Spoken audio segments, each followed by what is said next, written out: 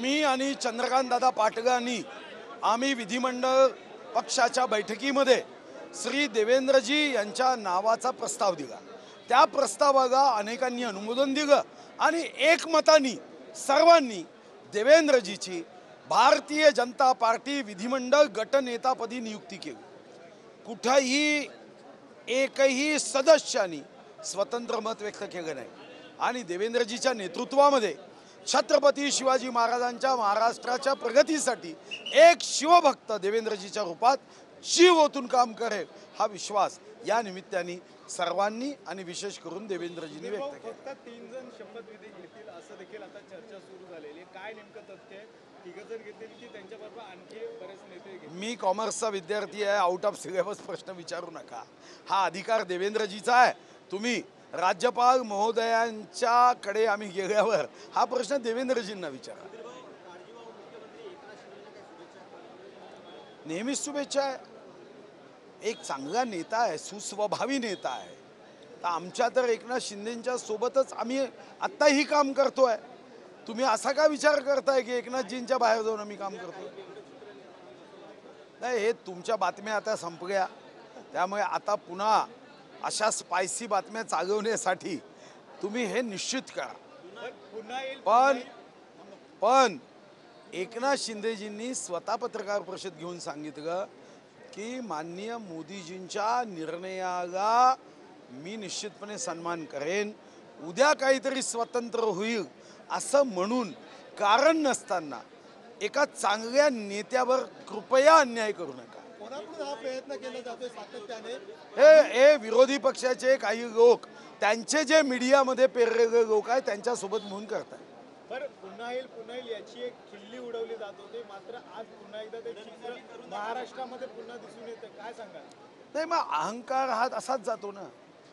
दुर्योधन दुःशासन यांना अहंकार आला, शेवटी त्या अहंकाराचं हे असं फळ असतं। सच परेशान हो सकता है, पराजित नहीं हो सकता। उद्धव ठाकरे आता बैठक घेऊन बोलतायत, हिंदुत्वाच्या मुद्द्यावरती आपण कमी पडतोय लोकांपर्यंत पोहोचण्यासाठी, आणि त्यांनी त्यांच्या कार्यकर्त्यांना आदेश दिलेत की आता मुंबई महापालिका आहे, आगामी अरे चिड़िया चुग गई खेत, फिर पछताने से क्या फायदा।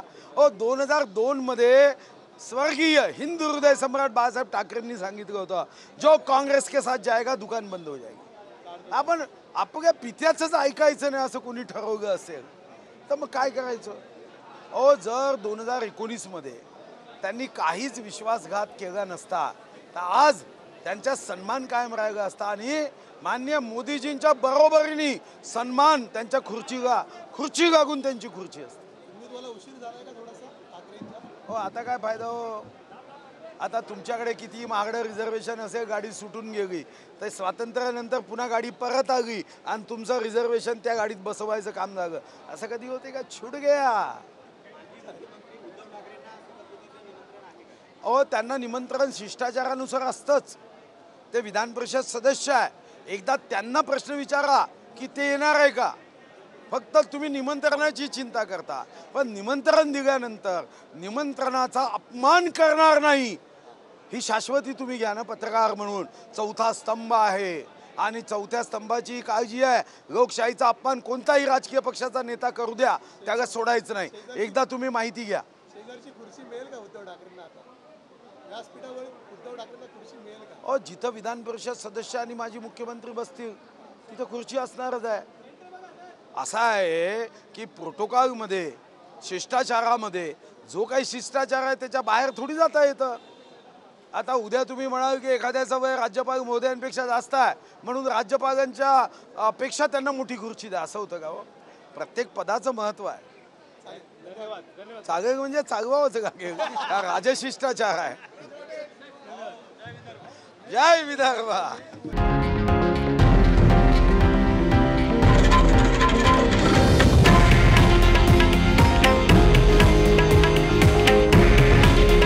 हे आहे देशातील नंबर 1 न्यूज नेटवर्क आणि आपण पाहत आहात TV9 मराठी।